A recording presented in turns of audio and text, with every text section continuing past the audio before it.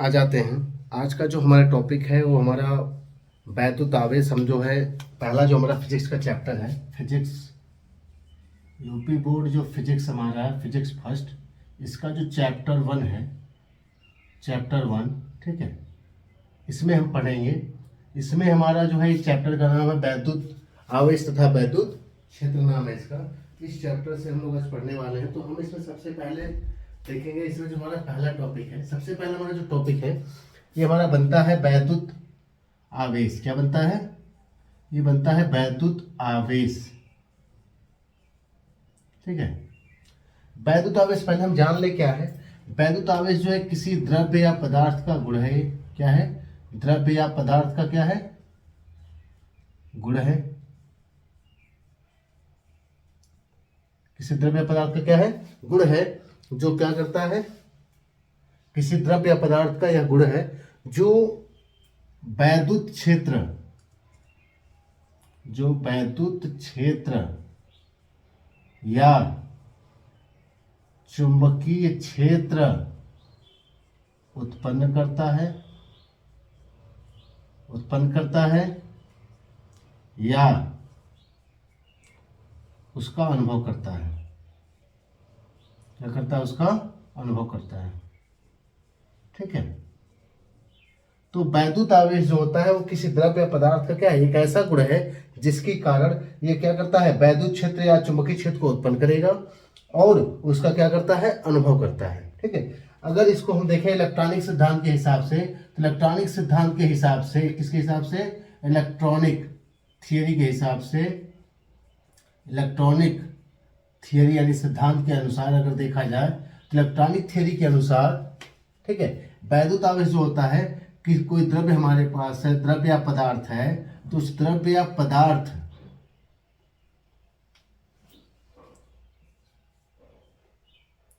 पर सामान्य अवस्था से इलेक्ट्रॉनों की कमी अथवा अधिकता, इलेक्ट्रॉनों की कमी अथवा अधिकता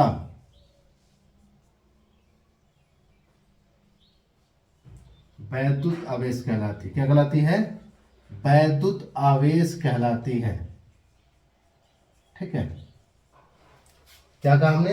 हमने कहा कि इलेक्ट्रॉनिक सिद्धांत ये कहता है कि अगर कोई द्रव्य या पदार्थ है तो परमाणुओं से मिलकर बना होता है, अणुओं से मिलकर बना होता है, और जो पदार्थ के अणु होते हैं, ठीक है, जो अणु होते हैं वो किससे मिलकर बने होते हैं? परमाणु से। और परमाणु में हमारा पाया जाता है बीच में नाभिक, नाभिक में होता है धनावेशित कण, प्रोटॉन होता है, और उस जितनी संख्या में प्रोटॉन होता है, धनावेशित कण, उतना ही बाहर क्या होते हैं? बाहर इलेक्ट्रॉन यानी ऋणावेशित कण घूमते हैं। इसलिए सामान्य अवस्था में परमाणु हमारा क्या होता है? उदासीन होता है, क्योंकि जितने ऋणावेशित कण, यानी जितने ऋणावेशित कण का मतलब इलेक्ट्रॉन होते हैं, उतने ही नाभिक में धनावेशित कण यानी प्रोटॉन होते हैं। तो समान संख्या के कारण कुल नेट आवेश क्या होता है? शून्य होता है, यानी ये उदासीन होता है। लेकिन अगर किसी विधि के द्वारा, कौन सी विधि के द्वारा? उसमें हम लोग घर्षण कर दें, उष्मा दे दें, वैद्युत विभवांतर स्थापित कर दें किसी भी चीज़ से, तो कई विधियां हैं, घर्षण कर दिया जाए, जो भी उष्मा दे दिया जाए, तो कई विधियां होती हैं। किसी भी विधि के कारण अगर हम क्या करें, उसमें किसी विधि के कारण उसमें हम क्या कर दें? इलेक्ट्रॉनों को स्थानांतरित कर दें, ऊर्जा देकर। बाहरी कक्षा में जो इलेक्ट्रॉन घूम रहे हैं उसको स्थानांतरित कर दें। तो किसी से अगर इलेक्ट्रॉन निकल गया, ठीक है, या निकलने के बाद या इलेक्ट्रॉन कहीं बाहर से किसी में आ गया तो इलेक्ट्रॉनों की कमी हो जाती है। अगर बाहर इलेक्ट्रॉन बाहर निकल गया तो, या इलेक्ट्रॉन अगर बाहर से किसी में आ गया तो उसकी क्या हो गई? इलेक्ट्रॉनों की अधिकता हो गई। इसी को हम लोग कहते हैं वैद्युत आवेश। अगर इलेक्ट्रॉनों की कमी होती है तो उससे जो आवेश उत्पन्न होता है इलेक्ट्रॉनों की कमी के कारण, इलेक्ट्रॉनों की कमी के कारण जो उत्पन्न आवेश होता है उसे हम कहते हैं धन आवेश। क्या कहते हैं? धन आवेश, ठीक है।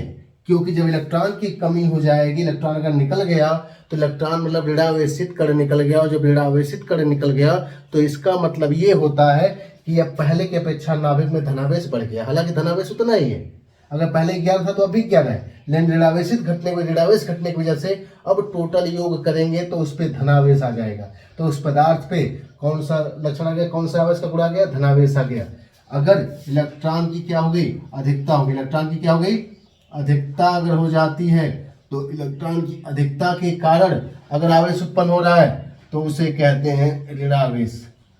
क्या कहते हैं उसको, उसको कहते हैं ऋणावेश। यानी इलेक्ट्रॉन अगर अधिक हो गया तो इलेक्ट्रॉन अधिक होने का मतलब ये है कि उस पर ऋणावेशित कण अधिक हो गया, तो इसका मतलब उस पर कौन सा आवेश आएगा, ऋणावेश आएगा।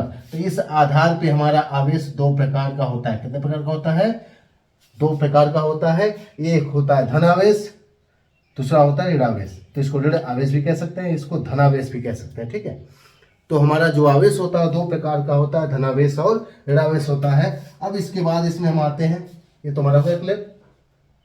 ठीक है, तो वैद्युत आवेश क्या हो गया, किसी द्रव्य या पदार्थ का गुण है, वह गुण है जिसके कारण अगर किसी पदार्थ या द्रव्य में वही वैद्युत क्षेत्र या चुंबकीय क्षेत्र उत्पन्न करने की क्षमता आ जाए, या उसके अनुभव करने की क्षमता आ गई या गुण आ गया, तो उसी को हम लोग कहते हैं वैद्युत आवेश कहते हैं। वैद्युत आवेश असल में इलेक्ट्रॉनिक सिद्धांत के हिसाब से क्या होता है, सामान्य अवस्था से किसी पदार्थ पर इलेक्ट्रॉनों की कमी अथवा अधिकता को क्या कहते हैं, वैद्युत आवेश कहा जाता है। ये हो गया हमारा। ठीक है, अब आते हैं इसके बाद, हमने कहा कि इलेक्ट्रॉनों की अगर कमी हो रही है तो कमी के कारण जो आवेश उत्पन्न होता है उसे कहते हैं धनावेश और पॉजिटिव चार्ज। ठीक है, बस मारिए। और इलेक्ट्रॉनों की अधिकता के कारण जो आवेश उत्पन्न होता है, जो चार्ज उत्पन्न होता है, प्रोड्यूस होता है, उसे कहते हैं ऋणावेश यानी नेगेटिव चार्ज कहा जाता है। अब उसके बाद आते हैं हमारा सेम चीज आगे, इसकी थोड़ी सी प्रॉपर्टी देख लेते हैं। अब यहाँ पर अगर समान हमारे पास, ठीक है, समान अगर हमारे पास आवेश है तो समान आवेशों में क्या होता है, यहाँ पे आवेशों के बीच, दो आवेशों के बीच जो बल लगता है, दो आवेशों के बीच जो बल लगेगा, लगने वाले, ठीक है, दो आवेशों के बीच लगने वाले बल को हम कहते हैं वैद्युत बल। क्या कहते हैं, वैद्युत बल कहते हैं, वैद्युत बल कहते हैं। दो आवेशों के बीच लगने वाले बल को क्या कहते हैं, वैद्युत बल कहते हैं। चूंकि आवेश की हमारी जो प्रकृति होती है वह दो प्रकार की होती है, इसलिए वैद्युत बल भी हमारा दो प्रकार की प्रकृति का होता है। एक होता है आकर्षण, दूसरा होता है प्रतिकर्षण बल। क्या होता है दूसरा होता है प्रतिकर्षण बल। ठीक है, जो आकर्षण बल होता है यह विपरीत आवेशों के मध्य होता है, विपरीत प्रकृति के आवेशों के मध्य, विपरीत प्रकृति के आवेश कहो और चाहे विजातीय आवेशों के मध्य कहो, अलग अलग जाति के, यानी एक धनावेश हो तो एक ऋणावेश हो, एक ऋणावेश हो दूसरा धनावेश हो, उस स्थिति में क्या लगेगा उनके बीच, आकर्षण बल। लेकिन अगर दोनों समान प्रकृति के हो गए, धनावेश दोनों हैं, दोनों ऋणावेश हैं, तो उनके बीच लगता है प्रतिकर्षण बल लगता है। ये हो गया हमारा दो आवेशों के बीच। इसके अलावा वैद्युत आवेश का जो मात्रक होता है, इसका मात्रक होता है कूलम। क्या होता है इसका मात्रक, इसका मात्रक होता है कूलम, या एम्पियर सेकेंड होता है। क्या होता है, ये होता है एम्पियर सेकेंड होता है। ठीक है, ये हमारा क्या होता है, कूलम या एम्पियर सेकेंड होता है। पास में आई, तो ये हो गया कूलम या हो गया एम्पियर सेकेंड हो जाएगा। पास में आई, तो कूलम या एम्पियर सेकेंड होगा इसका मात्रक। वैद्युत आवेश का मात्रक क्या हो गया, ये हो गया कूलम या एम्पियर सेकेंड हो गया। ठीक है, कूलम को हम लोग शीशे दिखाएंगे, चूंकि वैज्ञानिक ने इसकी खोज की थी, जो कूलम वैज्ञानिक थे ना, उन्होंने ही आवेश की खोज की थी, इसीलिए उन्हीं के नाम पे मात्रक पड़ गया, वैद्युत आवेश का मात्रक कूलम पड़ गया। ठीक है, तो कूलम हमारा जो है ये हमारा यूनिक मात्रक है। अब उसके बाद अगर हम बात करते हैं यूनिक मात्रक के बाद, तो इसका मात्रक एक हमें मिलेगा एम्पियर सेकंड में मिलता है। ठीक है, तो इसको हम लोग लिख सकते हैं ए से एम्पियर, एस से सेकंड में लिखा जा सकता है शॉर्टकट में। ठीक है, तो हमारा हो गया वैद्युत आवेश का मात्रक हो गया। तो एक बार फिर से तेजी से हम लोग देख लेते हैं। हमने क्या कहा, वैद्युत आवेश किसी द्रव्य या पदार्थ का वह गुण है, वैद्युत आवेश किसी द्रव्य या पदार्थ का वह गुण है जिसके कारण क्या करता है, वैद्युत क्षेत्र या चुंबकीय क्षेत्र को उत्पन्न करता है या उसका अनुभव करता है। अब तो इसको इलेक्ट्रॉनिक सिद्धांत के हिसाब से देखा जाए तो द्रव्य या पदार्थ पर सामान्य अवस्था से इलेक्ट्रॉनों की कमी हो गई अथवा अधिकता हो गई तो उसी को कहते हैं वैद्युत आवेश, क्योंकि इसी के कारण वैद्युत आवेश का गुण सामने आता है। अगर इलेक्ट्रॉन की कमी के कारण जो उत्पन्न आवेश होगा वो धनावेश होता है, क्योंकि इलेक्ट्रॉन यानी ऋणावेश की कमी हो रही है तो कौन सा आवेश उत्पन्न होगा, धनावेश उत्पन्न होगा।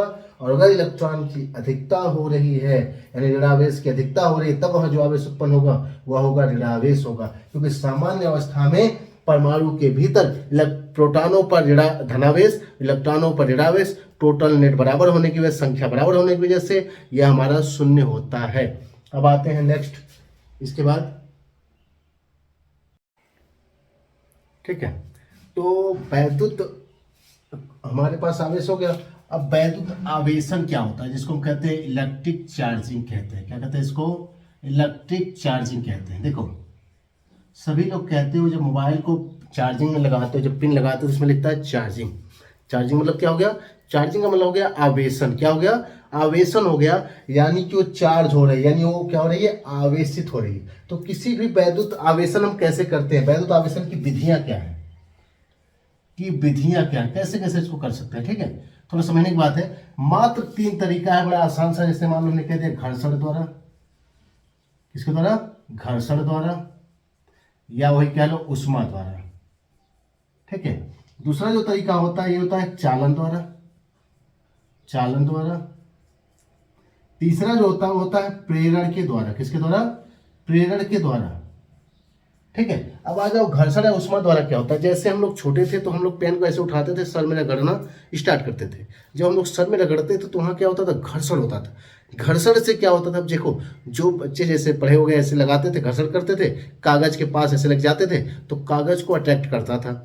अब उसमें क्या था, कुछ बच्चे ऐसे थे जो ऐसे घुमाते थे, फटाक से अटैक करता था, कुछ ऐसे थे जो अटैक नहीं करता था। अब जो सर पे तेल लगा के जाते थे उनका अट्रैक्शन बड़ा तगड़ा होता था। क्यों, क्योंकि जब हम ऑयल लगा होता है हमारे सर पे, हेयर पर, तो उस समय जब हम घर्षण करते हैं तो ऑयल की वजह से उसमें हीट, उष्मा ज़्यादा उत्पन्न होती है, गर्म जल्दी होता है। और जब हिट होता है तो पेन के इलेक्ट्रॉन, किसके इलेक्ट्रॉन, पेन के जो इलेक्ट्रॉन होते हैं वह निकल जाएंगे। क्या होंगे, वो निकल जाते हैं। और जैसे निकलेंगे तो पेन हमारी क्या होगी, धनावेशित। अब डिपेंड ही करता है पेन हमारी किस मटेरियल की बनी है। हो सकता है कि बाल के इलेक्ट्रॉन निकल जाए या वही ऑयल के इलेक्ट्रॉन निकल जाए। जो ऑयल होता है उस पर लगा रहता है लेयर की तरह बाल पे, हो सकता है ऑयल के इलेक्ट्रॉन निकल जाए और निकल कहाँ चले जाए, पेन में, तो पेन हो जाएगी ऋणावेशित। पेन क्या होगी, ऋणावेशित हो जाएगी। वहीं पर अगर मान लो, वैसे ज़्यादातर यही होता है, ऑयल अगर सर पे लगा है तो ऑयल जो होता है, ऑयल जल्दी से घर्षण की वजह से उसके वैसे भी लिक्विड होता है, एटम जल्दी टूटते हैं, उस एटम से इलेक्ट्रॉन जल्दी निकल जाता है और इलेक्ट्रॉन निकल कर वो चला जाता है पेन में, तो पेन हो जाता है धनावेशित। तो ये हो गया घर्षण के द्वारा या वही उष्मा के द्वारा वैद्युत आवेशन हो गया। दूसरा जो होता है चालन द्वारा, इसको कहते हैं कंडक्शन द्वारा। ये फ्रिक्शन द्वारा है, हीट तो बाय हीट कह सकते हो। ये हो गया कंडक्शन के द्वारा, किसके द्वारा हो गया, ये हो गया कंडक्शन द्वारा, यानी बाय इसको कह सकते हो चार्जिंग बाय कंडक्शन कह सकते हो। चार्जिंग बाय कंडक्शन, चालन के द्वारा आवेशन। इसमें क्या होता है, अगर विभवांतर के द्वारा, जैसे हमारा तार होता है उसमें देखो चार्ज नहीं होता, जैसे हमने कहा बैटरी चार्ज नहीं होती, लेकिन जैसे उसको हम लोग क्या करेंगे, धात्विक मीडियम के द्वारा, धात्विक मीडियम के द्वारा जैसे ही प्लग से कनेक्ट करते हैं, जैसे प्लग से हमने जोड़ा, जोड़ते ही क्या होता है, उसमें आवेश यानी चार्ज का प्रवाह यानी फ्लो शुरू हो जाता है। तो हम लोग कंडक्शन के द्वारा भी यानी चालन विधि के द्वारा भी आवेशन कर सकते हैं। तीसरा होता है प्रेरण के द्वारा। प्रेरण के द्वारा अगर पहले से कोई वस्तु हमारी चार्ज, जैसे मान लो हमारे पास हो गया पेन, हमारे पास क्या हो गई, ये पेन हो गई, और ये पेन हमारी पहले से चार्ज है, हमने इसको सर पे ऐसे रगड़ लिया। अब इसको कागज के पास ले जाते हैं, किसके पास ले जाएंगे, कागज के पास लेके जाएंगे। ये हमारा कागज हो गया, ठीक है, कॉपी वाला जो कागज होता है मान लो वही हो गया, ठीक है।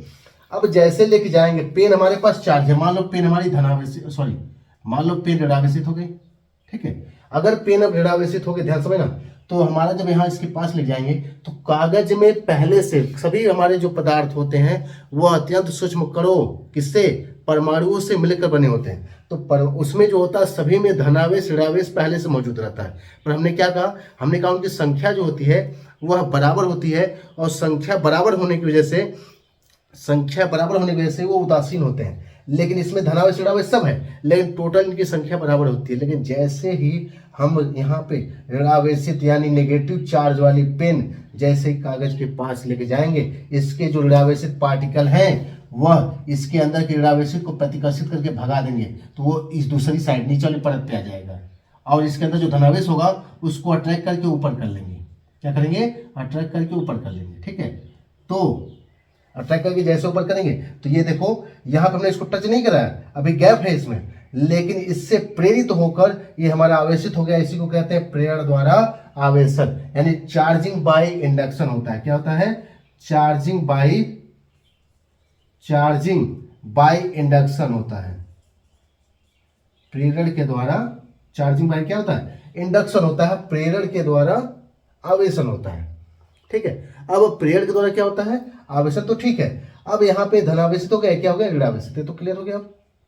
ठीक है, तो अगर इसी प्रकार अगर हम धनावेशित पेन ले, मान लो कोई मटेरियल लेके आ जाए जिसपे पहले से धनावेश हो, अगर किसी ऐसे वस्तु के समीप लेके जाएं जिस पर कोई आवेश न हो, तो इसके सामने वाला सिरा क्या होगा? आकर्षण और प्रतिकर्षण के कारण अगर ये धनावेशित होगा तो इसके अंदर का ऋणावेशित जो होगा वो आकर्षण के कारण ऊपरी परत पे आ जाएगा, और जो धनावेशित होगा वह इससे प्रतिकर्षित होकर नीचे चला जाएगा, तो विपरीत साइन हमारा बन जाएगा। ये ऋणावेशित है तो प्रतिकर्षण का ऋण वाला पार्टिकल इधर चला गया, कण इधर चला गया, और धनावेशित वाले जो कण है वो कहाँ गए? ऊपर आ गए। जैसे इसको हम हटाएंगे, इस पेन को जैसे हटाएंगे, यह फिर से न्यूट्रल हो जाएगा, क्योंकि यह इसके द्वारा प्रेरित होकर आवेशित हुआ है। ठीक है, ये हमारे हो गए 3 कॉलम हो गए, 3 कैटेगरी हो गई हमारी आवेशन की। ठीक है, हमारा जो इलेक्ट्रिक चार्ज होता है इसके कुछ मूलभूत गुण होते हैं। ठीक है, इसको कह सकते हो कि basic property of electric charge.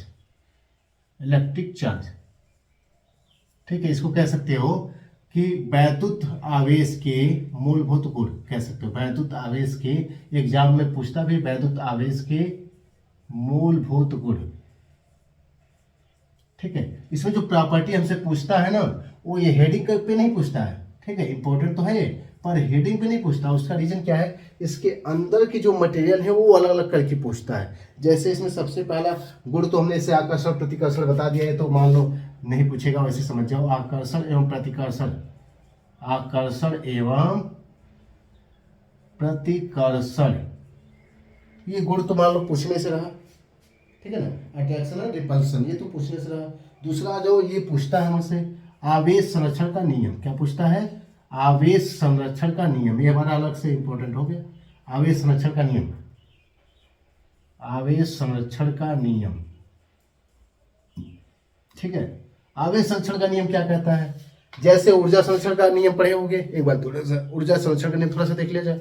ऊर्जा संरक्षण का जो नियम होता है वो क्या कहता है? वो कहता है कि ऊर्जा न तो उत्पन्न की जा सकती है और न ही नष्ट की जा सकती है, इसे केवल एक रूप से दूसरे रूप में स्थानांतरित किया जा सकता है। अब वहीं पे आ जाओ, आवेश से संबंधित भी ये मैटर है कि आवेश न तो उत्पन्न किया जा सकता है और ना ही नष्ट किया जा सकता है, इसे केवल एक पदार्थ यानी एक द्रव्य से दूसरे द्रव्य पे क्या किया जा सकता है? स्थानांतरित किया जा सकता है, इसे नष्ट नहीं किया जा सकता। ठीक है, कैसे लिखोगे? आवेश संरक्षण का नियम है ना, तो लिखोगे इसके अनुसार आवेश न तो उत्पन्न किया जा सकता है ना ही नष्ट किया जा सकता है, इसे केवल एक पदार्थ से दूसरे पदार्थ पर स्थानांतरित किया जा सकता है। अब आ जाओ, अगर उदाहरण देना चाहो तो इसमें एग्जाम्पल भी अच्छे से दे सकते हो। एग्जाम्पल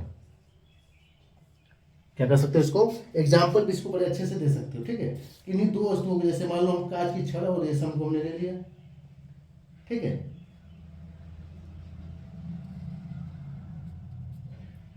कांच की छड़ हमने ले ली, एग्जाम्पल के लिए कांच की छड़ ले लो। कांच की छड़ और रेशम, ठीक है, दो हमने ले लिया। ठीक है, कांच की छड़ क्या है? धात्विक लक्षण वाली है। ठीक है, तो इसमें हम क्या करेंगे? कांच की जो हमारी कांच की छड़ होगी और रेशम को हम ले, दो वस्तुओं को ले लिया हमने, जैसे कांच की छड़ और रेशम को ले लिया, इसको आपस में रगड़ते हैं। इसको रगड़ने के बाद क्या होता है? हिट होने के पश्चात उष्मा घर्षण के द्वारा हम जो कार्य करते हैं वह घर्षण के रूप में क्या करता है? उष्मा उत्पन्न करता है। उस उष्मा को कांच के इलेक्ट्रॉन लेकर अपनी कक्षा छोड़ देते हैं, क्योंकि धात्विक लक्षण इसमें होता है, चले जाते हैं रेशम में। तो कांच में जितने छड़ निकलते हैं, कांच की छड़ से जितने इलेक्ट्रॉन निकलते हैं उतना इस पे क्या होता है? धनावेश आ जाता है, धनावेश हो जाता है। और जितना इस पे धनावेश उत्पन्न होता है उतना ही इस पे क्या होता है रेशम पर, उतने इलेक्ट्रॉन की अधिकता होने की वजह से, इलेक्ट्रॉन यहीं से तो गया है, इसमें इलेक्ट्रॉन की अधिकता होने की वजह से इस पे ऋणावेश उत्पन्न होता है। ठीक है, अर्थात इसके द्वारा दिए गए इस पर जो धनावेश उत्पन्न हो रहा है इलेक्ट्रॉन की कमी के कारण हो रहा है, इस पे जो ऋणावेश उत्पन्न हो रहा है वह इलेक्ट्रॉन की अधिकता के कारण उत्पन्न हो रहा है। इसका मतलब ये हुआ कि यहाँ पर दोनों पे अगर नेट लिया जाए, इस पे इलेक्ट्रॉन की कमी यानी धनावेश लिया जाए, इस पे इलेक्ट्रॉन की अधिकता ऋणावेश लिया जाए, तो टोटल जोड़ने पर दोनों से जो बना निकाय है नेट, इसमें जो होगा हमें शून्य प्राप्त होगा। नेट आवेश क्या प्राप्त होगा? शून्य प्राप्त होगा। अर्थात यहाँ पे कोई आवेश न तो उत्पन्न हुआ है और न ही नष्ट हुआ है, बस यहाँ से स्थानांतरित हुआ है। यहाँ जो आवेश है वो इलेक्ट्रॉन पार्टिकल के रूप में, छोटे कण के रूप में मौजूद है, जो यहाँ से यहाँ चला गया, स्थानांतरित हो गया, और उसी की वजह से धनावेश और ऋणावेश बन रहा है। यानी यहाँ पे कोई आवेश उत्पन्न नहीं हुआ। समझा गया? एक बार फिर से देखो, आवेश को न तो उत्पन्न किया जा सकता है न ही नष्ट किया जा सकता है, इसे केवल एक पदार्थ से दूसरे पदार्थ पर स्थानांतरित किया जा सकता है। हो गया। अब उसके बाद आ जाओ, उसी में जस्ट नेक्स्ट लाइन क्या लिखोगे, लाइन चेक एग्जाम्पल लिख सकते हो। माना हमने जैसे कोई दो वस्तुएं ले ली, जैसे कांच की छड़, वैसे नियम पूछ रहा है एक नंबर में तो केवल नियम ही लिखो, क्योंकि नियम ही पूछा है, अब तक एग्जाम्पल नहीं पूछा है। ठीक है, हम बता दे रहे हैं, थोड़ा सा एडवांस हमारी जानकारी होनी चाहिए। हमने लिखा है इसमें, मानो दो वस्तु ले ली, कांच की छड़ और ये सब ले लिया, इसको परस्पर आपस में हमने क्या कर दिया, घर्षण कराया। तो घर्षण कराने पर यहाँ पे कांच की छड़ धातु होने के कारण इसमें से कुछ इलेक्ट्रॉन निकलकर रेशम में चले जाते हैं। कांच की छड़ पर इलेक्ट्रॉनों की कमी के कारण इस पर धनावेश उत्पन्न हो जाता है, और रेशम में इलेक्ट्रॉनों की अधिकता के कारण इस पर ऋणावेश उत्पन्न हो जाता है। तो जितना इसमें इलेक्ट्रॉनों की कांच की छड़ में कमी होती है, उतने ही रेशम में क्या होती है, इलेक्ट्रॉनों की यानी ऋणावेशों की उतनी अधिकता होती है। अतः इस पर नेट आवेश में कोई परिवर्तन नहीं हुआ है। ये हो गया हमारा, इसकी एक्सप्लेनेशन होगी। ठीक है, अब उसके बाद हम आते हैं नेक्स्ट इसमें, और भी एग्जाम्पल देना चाहे तो दे सकते हैं। ठीक है, इसके जो एग्जाम्पल्स हैं, और भी कुछ एग्जाम्पल्स हैं जो हम आगे सेकंड फिजिक्स में पढ़ने वाले हैं। जैसे युग्म, नाम क्यों लिखना हो तो युग्म उत्पादन लिख सकते हो, युग्म विनाश लिख सकते हो, युग्म विनाश लिख सकते हो, युग्म विनाश। इसको हम लोग जो सेकंड में पढ़ेंगे तो इसकी चर्चा एक बार कर लेंगे। युग्म उत्पादन और युग्म विनाश भी इसमें आते हैं। ठीक है, तो इसकी चर्चा हम छोड़ रहे हैं। आज और इसमें नेक्स्ट तीसरी प्रॉपर्टी हम देखते हैं क्या होता है। तीसरी जो हमारी प्रॉपर्टी है ये क्या होती है? तीसरी प्रॉपर्टी जो होती है यह होती है वैद्युत आवेशों की योज्यता। चूंकि यह पूछा तो नहीं जाता पर इसका योग हर जगह नियम लागू होता है। वैद्युत आवेश भी इसको, इसलिए इसको भी इंपॉर्टेंट ही मानो। वैद्युत आवेश की योज्यता, वैद्युत आवेश की योज्यता। योज्यता का मतलब होता है अंग्रेजी में एडिशन, यानी एक तरह से योग ही कह सकते हो। ठीक है, इसमें जो योज्यता होती है, जो योग होता है, वह हमारा चिन्ह के अनुकूल होता है। चिन्ह के अनुसार इसको जोड़ा जाता है। जैसे Q1 मान लो प्लस हो गया, किसी पे माइनस मान लो Q2 आवेश है, किसी पे प्लस Q3 आवेश है, किसी पे प्लस Q4 आवेश है, किसी पे माइनस Q5 आवेश है। तो चिन्ह के साथ इसको बड़े आराम से जोड़ सकते हो। ठीक है, आसमानी। तो किसी भी निकाय में, जैसे सुन लो, योज्यता नियम क्या कह सकता है, अगर कोई निकाय पे हमें आवेश निकालना है, निकाय का जो आवेश है, निकाय का आवेश कैसे निकालोगे? अगर कोई निकाय है उसमें जितने भी पदार्थ हैं उन पे जितने भी आवेश है उनका कौन सा योग लोगे?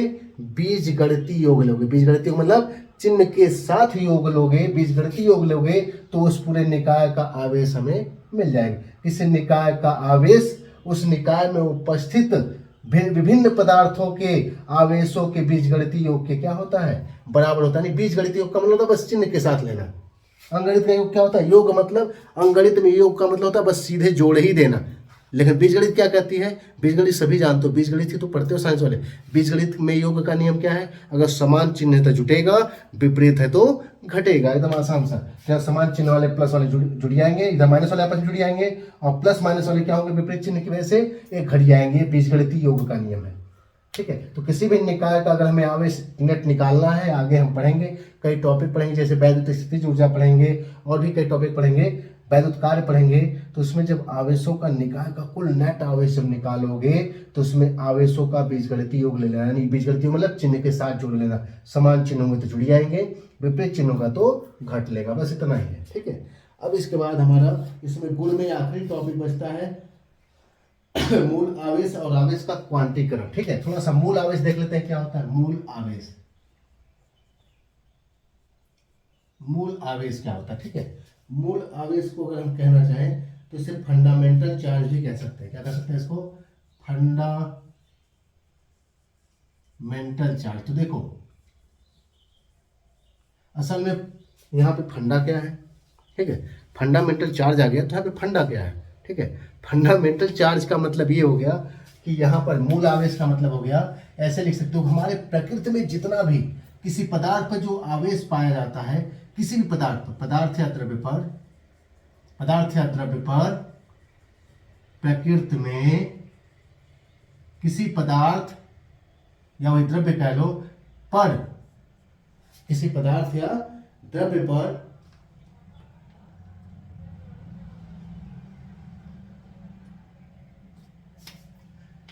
प्रकृति में किसी पदार्थ पर, किसी आवेशित पदार्थ लिखो, प्रकृति में किसी आवेशित पदार्थ पर, आवेशित पदार्थ पर, आवेशित पदार्थ पर जो पाए जाने वाला आवेश है, पाए जाने वाला आवेश है, पाए जाने वाला जो आवेश है वह एक निश्चित न्यूनतम हमारा जो होता है, पाए जाने वाला जो आवेश होता है वह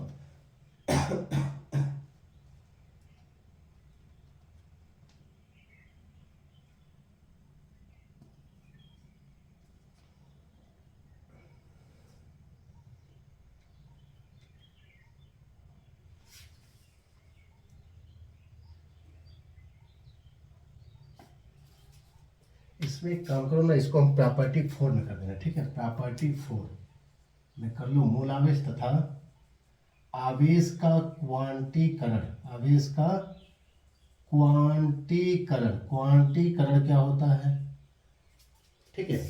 क्वांटीकरण क्या होता है? क्वांटीकरण का मतलब हो गया कि यह किससे जुड़कर बना हुआ है। तो हम एक चीज बता दें इसमें कि जो हमारा, हाँ ठीक है, देखो उजाला हो गया, लाइट हो गई। अब इसमें देख लो, अगर हमारा प्रकृति में किसी कोई भी आवेशित पदार्थ उठा लो तो उस आवेशित पदार्थ पर जो पाए जाने वाला आवेश होता है वह हमेशा एक निश्चित न्यूनतम आवेश का पूर्ण गुणज होता है, आवेश का पूर्ण गुणज होता है। क्या होता है? पूर्ण गुणज होता है। यानी अगर शॉर्टकट में कहें तो हमारे प्रकृति में मूल आवेश कहते किसे हैं? पूर्ण गुणज होता है, जिसे हम लोग क्या कहते हैं? जिसे मूल आवेश कहते हैं। क्या कहते हैं? इसे मूल आवेश कहते हैं।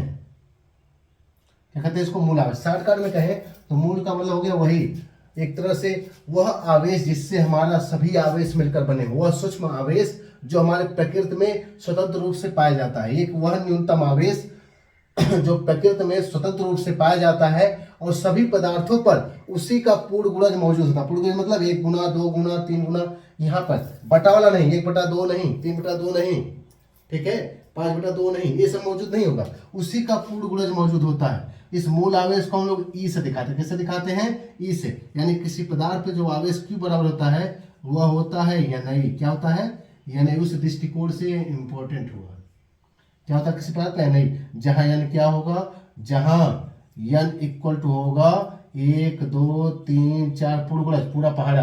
पूर्ण गुणज मतलब पूरा पहाड़ा लेना है। एक बार फिर से सुनो, हमारी प्रकृति में किसी आवेशित